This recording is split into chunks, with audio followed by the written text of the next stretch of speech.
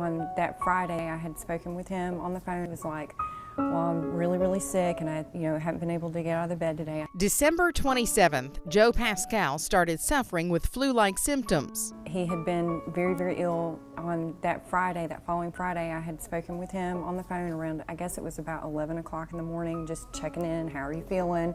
Can I get you anything on my way home from work? He was like, well, I'm really, really sick. She even called for medical help. Paramedics evaluated him and told her to keep him hydrated. When I woke up the next morning, he was completely unresponsive. And then 2 days later, we were in a full-blown coma. The doctors were puzzled and did every test they could and finally found it to be ADEM, an autoimmune disease brought on by the flu. It was very, very touch and go. There were probably 3 weeks where it was, we didn't know.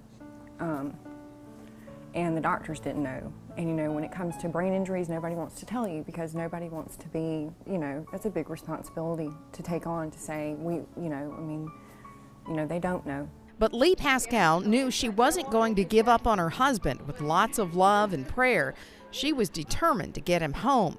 So what might look like a hospital is really a room filled with love at their home. You don't pray for yourself. You pray for everybody else around you. Like, hey, just give my caregivers the strength to get through this day, because if they're not here, then he can't be here.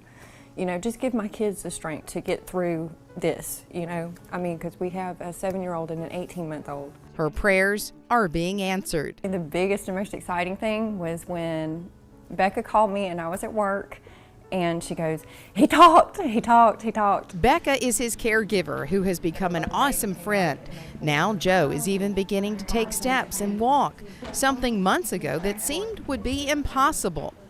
It is an uphill battle, but it is one that it's getting better. And that's the inspiration Joe needs to keep moving and improving. God has really just been awesome. He could have taken him from me when all this happened, and he didn't. Yeah. And there's a reason for that. I'm learning to trust. I'm learning to put more trust in that, and that, I don't have any control over what goes on, I just have to keep going. And God decided to let him stay here and just let us have each other and be a family. With Matters of Faith, Brenda LeDunn, ABC 3340.